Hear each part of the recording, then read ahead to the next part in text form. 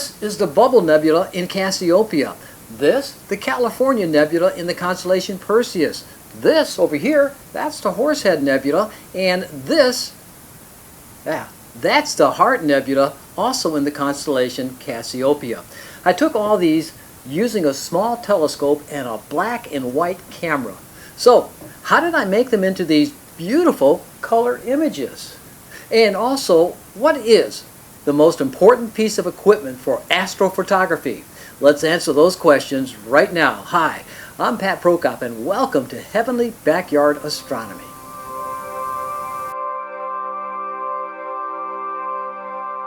I took all these images over the past 7 nights from the Heavenly Backyard Garden during a period of unusually clear weather conditions. And the moon, it was out of the way, it was gone. It's still so nice, so let's go back outside into the Heavenly Backyard Garden.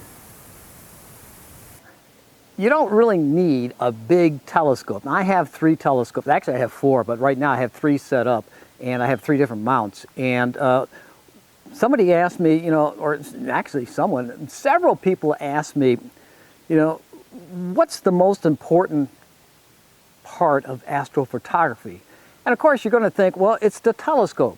Well, yeah, you got to have the telescope, but the telescope is not the most important. Well, what about the camera? Yeah, you got to have a camera, but that's not the most important.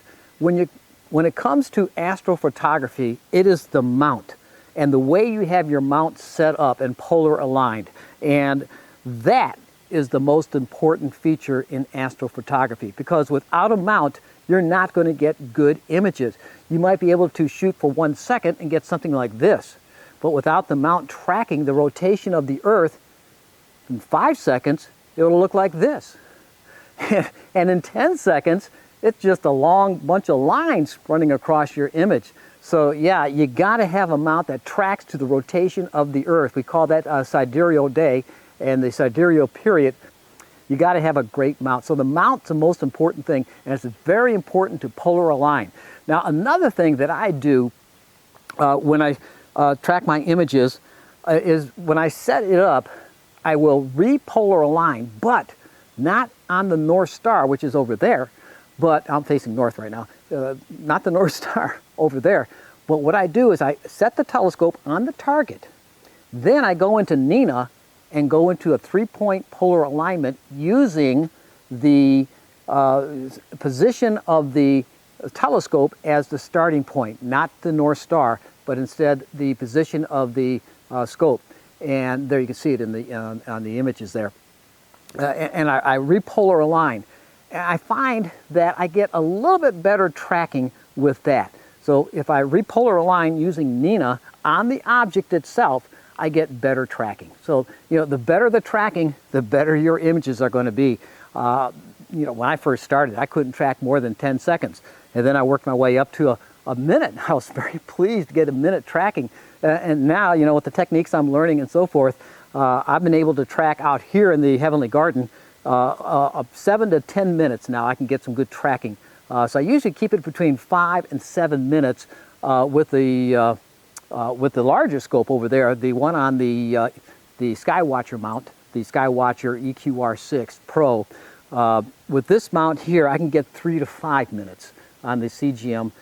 Yeah, on the CGX, I have the big Celestron 11-inch telescope on that, and that has a huge focal length. So the larger the focal length, the harder it is to track. And I'm lucky if I can get 3 minutes on that one there at the native f10 with a focal length of 2,800 millimeters. So this one here has a focal length of only 480 millimeters.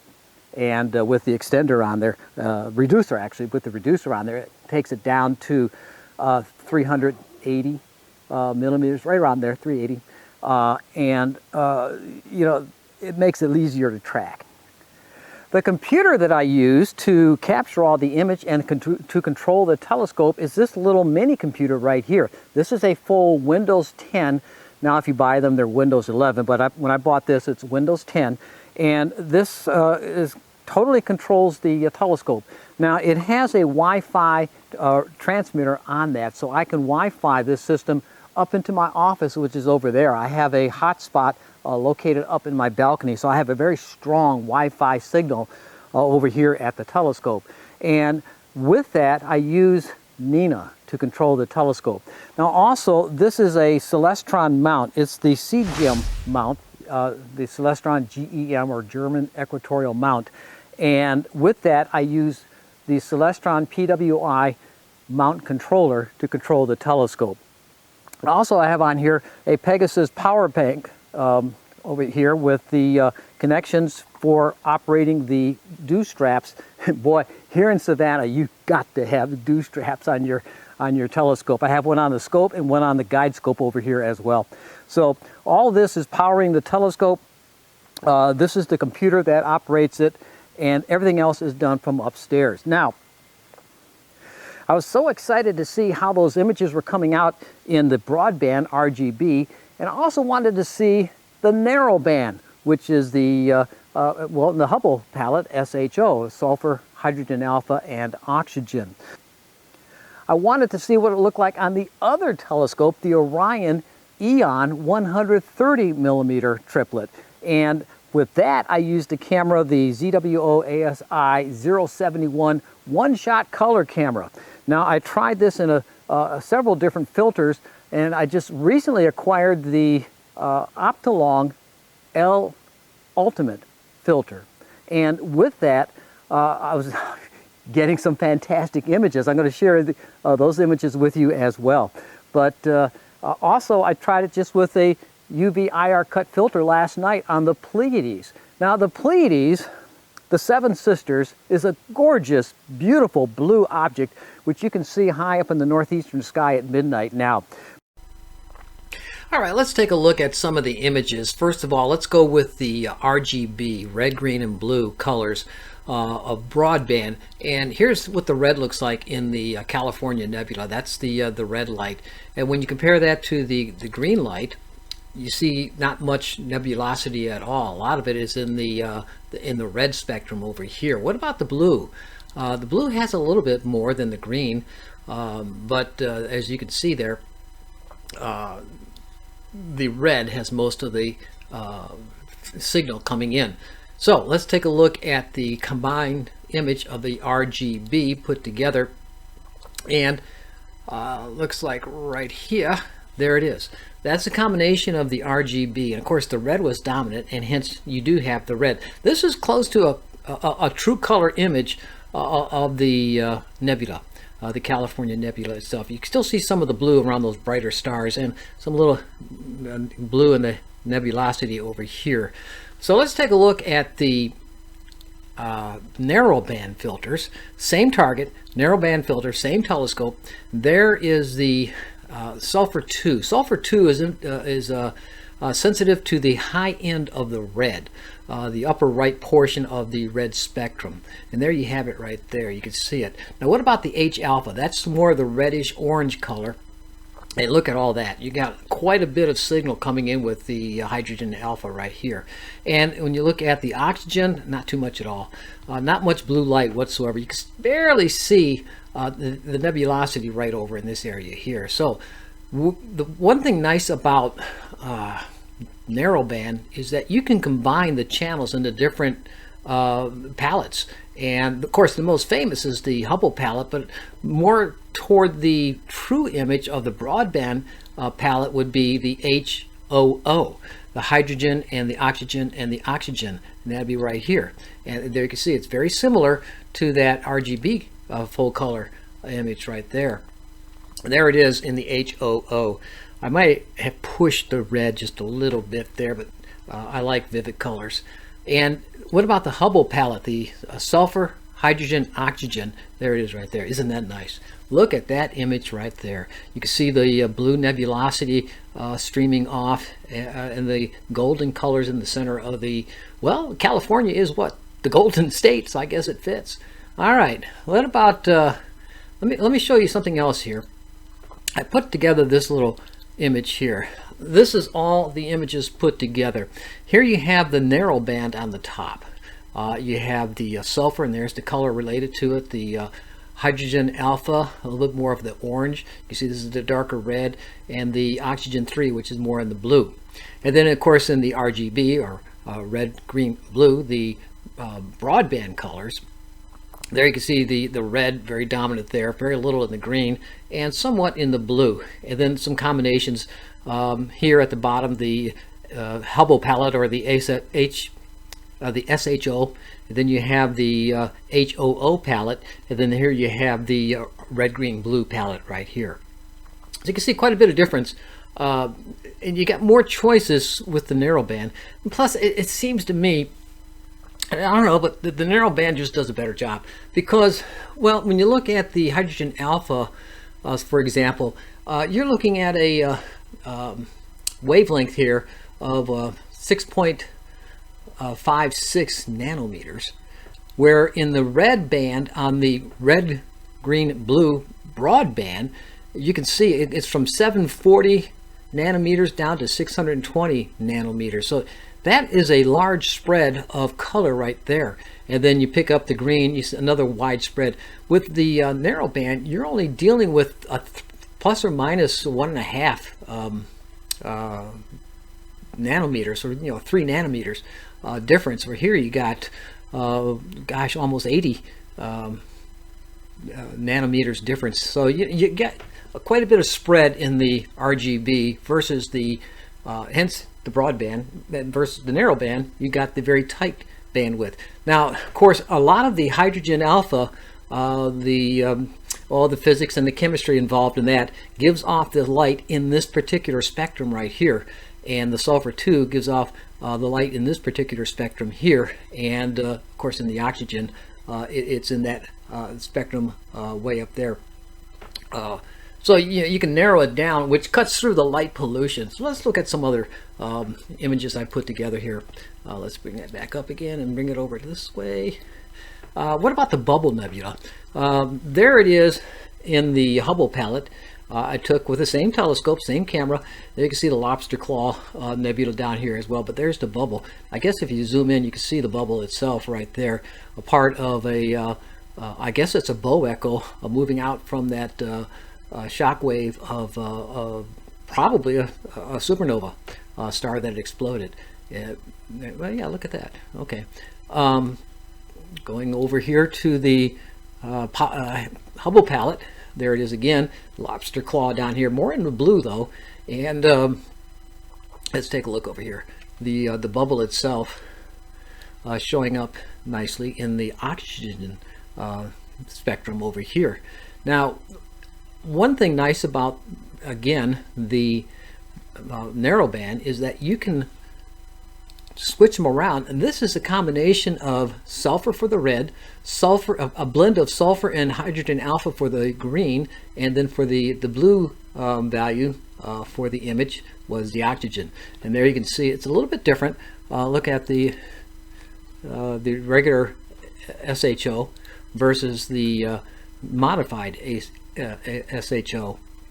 And there you can see the bubble itself looks pretty interesting. You see, I don't know, maybe a little bit more details.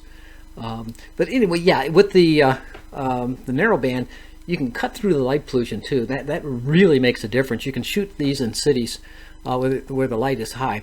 Now, this is a different camera and a different telescope. This is the ASI 071 with the Optolong L Ultimate filter, and that's a 3 nanometer filter in the hydrogen alpha and the oxygen 3. And look at the bubble there.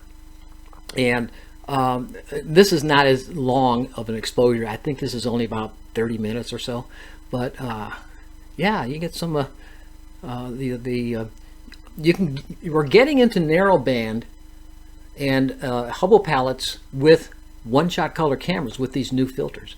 So you can split these up into their channels and then do some palette swapping and so forth. You can go HOO, you can go SHO, and so forth and so on.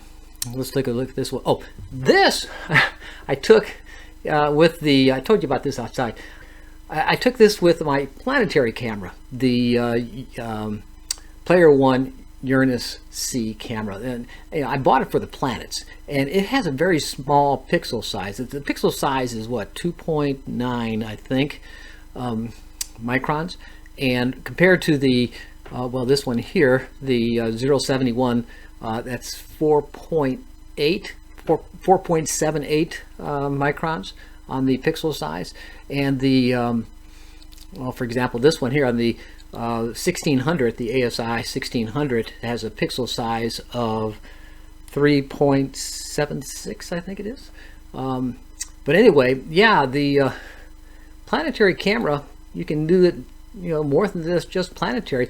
Yeah, it gives you a close-up view. This is the full view shot. I didn't crop this or anything, so you can see it's very tight. Hence that small pixel size zooms in on that image somewhat for you. But if all you have is a planetary camera, you can still shoot deep space. You might have to make mosaics if you want to get some of those broader views out there. So let's move along. Looking at the Heart Nebula, first of all, let's do the narrowband, because it came out pretty good.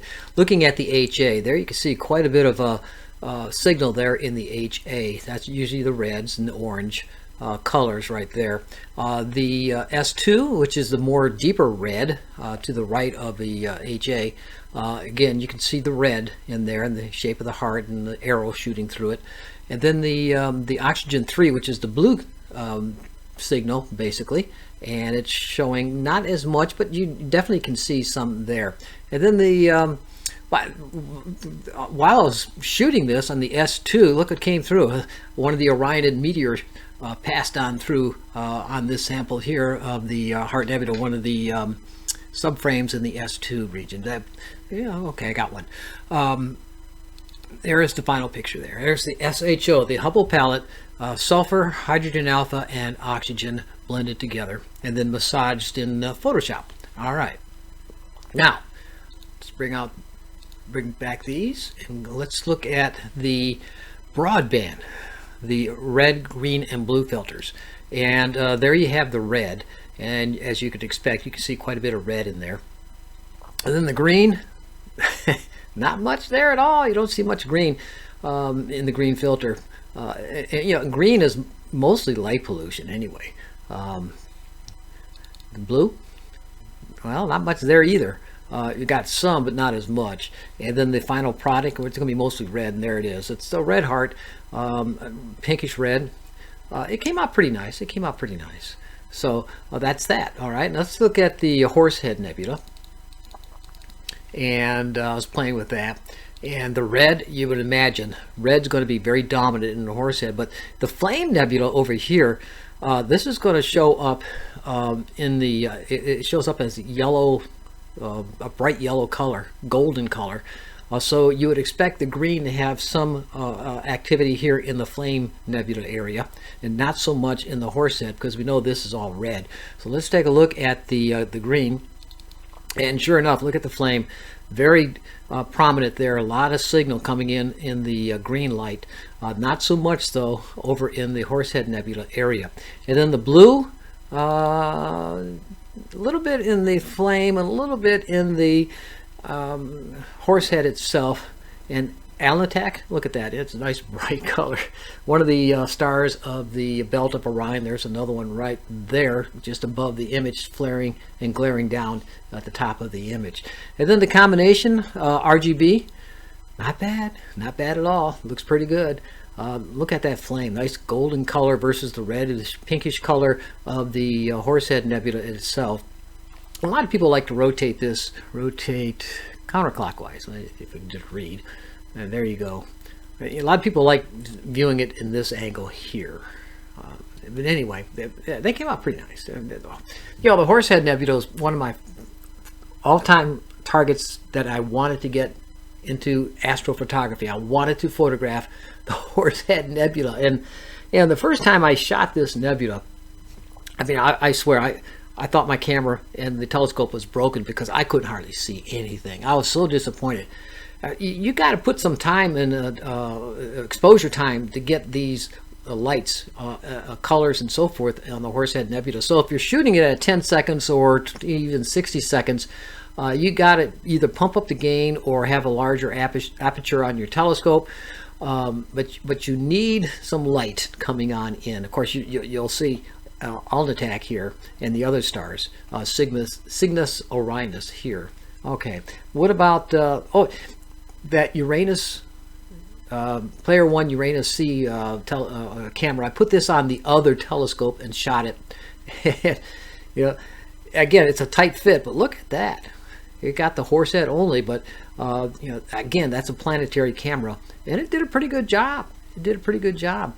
You know, I was expecting it to only be for the planets, but you can do it for deep space as well. And a little bonus coming up over here. Let's take a look. I'm shooting this right now, and I might update this before I post this video to YouTube. But you know, I'm working on the Pleiades. This is not the really best picture at the moment. It's work in progress. I'm shooting another 3 hours of it later on tonight. But what I wanted to look at is over here, actually right over here. Now you see these lines over here in the nebulosity in the Pleiades. Look at your Pleiades pictures and zoom in, where you can see these little lines right here. You see them? And go over, keep going to the right of those lines if it's oriented this way. And if you look very carefully, do you see it? You see it? You see it?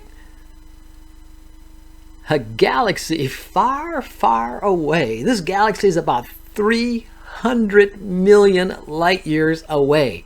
And I got this on a 1.5 hour image.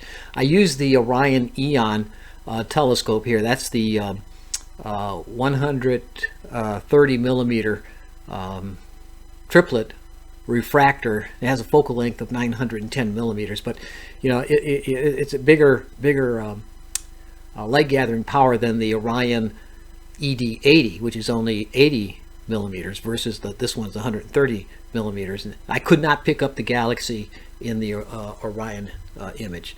The ED80, they're both Orion, but the ED80 I couldn't get it.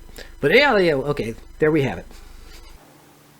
Wow, I mean, I'm just impressed by some of these images I'm getting with this little telescope. You know, when I first bought it, I thought, well, this is not going to be a great telescope because it's so small.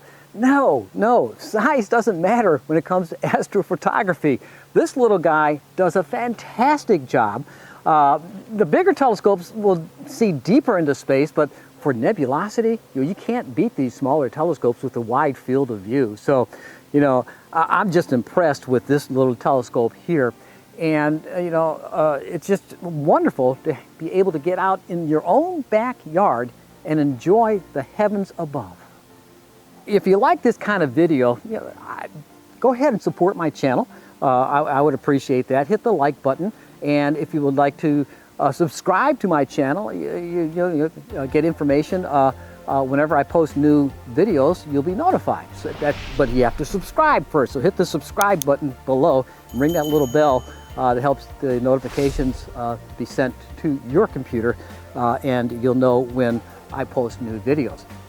So I try to post videos at least every other week, sometimes once a week, here from the Heavenly Backyard Garden. I also have another channel called Pat Prokop's Weather and Nature channel, and I put a lot of weather information on that, and some backyard information too, from the garden, of course, looking at the garden, and some astronomy on that as well. So I have a link to that right below in the discussion box, in the summary box below. So remember, the heavens, I mean, look at all these things I've been showing you in just the last week. The heavens are filled with majestic wonders. Boy, they are majestic. Look at that Heart Nebula. They're all in a sky near you. I mean, I get them here in my backyard. You know, all you need is a decent telescope, nothing fancy, a decent mount, just make sure it's aligned, and a decent camera. That's all you need. It doesn't have to break the budget. And enjoy the heavenly skies in a sky near you. So unless you need rain, clear skies, everyone.